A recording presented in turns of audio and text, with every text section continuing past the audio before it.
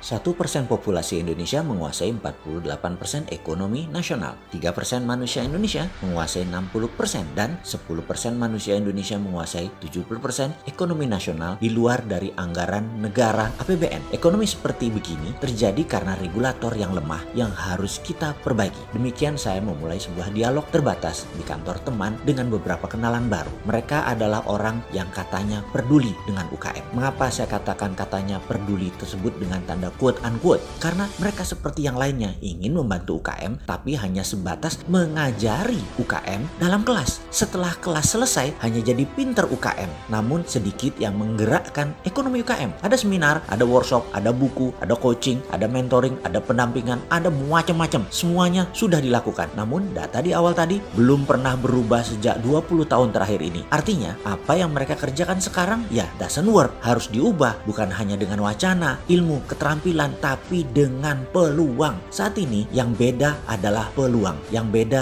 yang tidak adil adalah kesempatan. Coba deh, apa syarat pinjaman bank? Ada jaminan. Apakah semua pengusaha punya jaminan? Apakah UKM punya jaminan? Pertanyaan berikutnya, apakah syarat IPO di bursa saham? Omsetnya harus di atas 50 miliar setahun atau kapitalisasinya harus besar. UKM bisakah melantai di bursa IDX? Pakai fintech?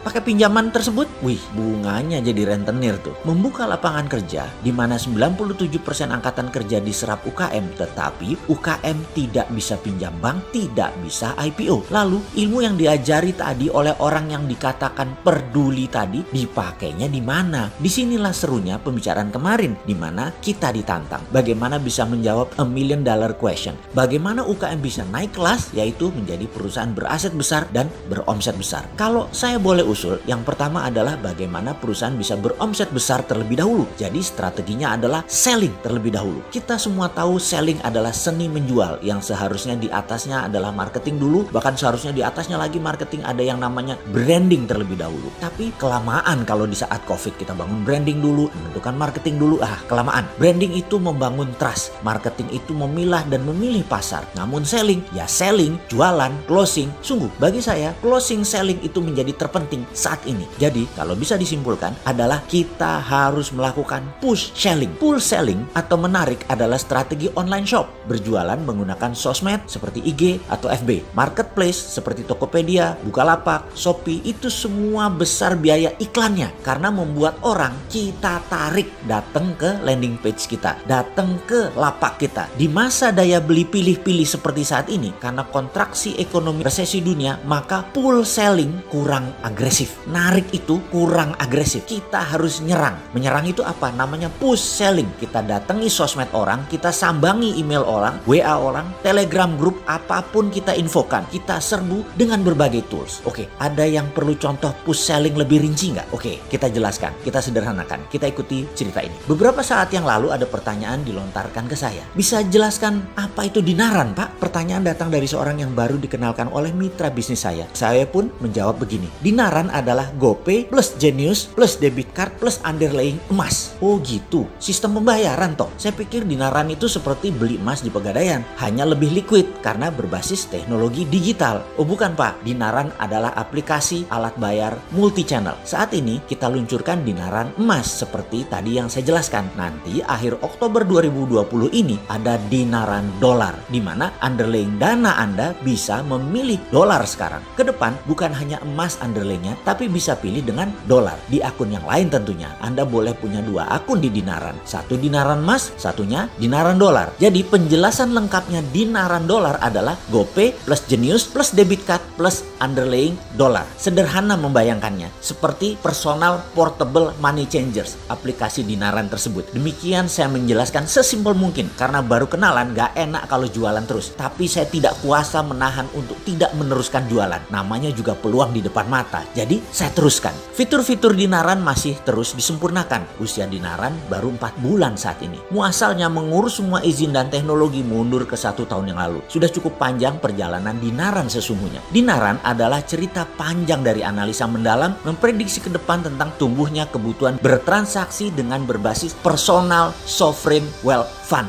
yaitu uang pribadi masing-masing setiap individu punya underlayingnya. Di sisi lain, aplikasinya harus memiliki semua sarana untuk uang keluar dan uang masuk. Wallet, e-money, debit, dan berbagai multi-channel harus bisa menjadi sarana bayar atau sarana transaksi. Dinaran saat ini belum berani klaim diri sebagai the first digital banking 5.0, yaitu banking from non-bank. Belum, Dinaran masih bayi, baru 150.000 member dan nasabah yang terdaftar 4 bulan ini. Masih banyak fitur-fitur yang belum selesai dan terus disempurnakan. Kami optimis dalam beberapa tahun ke depan, Dinaran akan diperhitungkan di kancah internasional. Semua ini sangat bergantung kepada Anda sahabat semua yang percaya dengan kekuatan nasional yang bisa menjadikan Indonesia pemain kelas dunia. Sahabat, terima kasih atas kepercayaan dan dukungan terhadap Dinaran. Bagi sahabat yang ingin bergabung dan mendaftar, bisa download aplikasi di App Store atau transaksi langsung di web dinaran.id. Demikian contoh sederhana push selling. Semoga bermanfaat.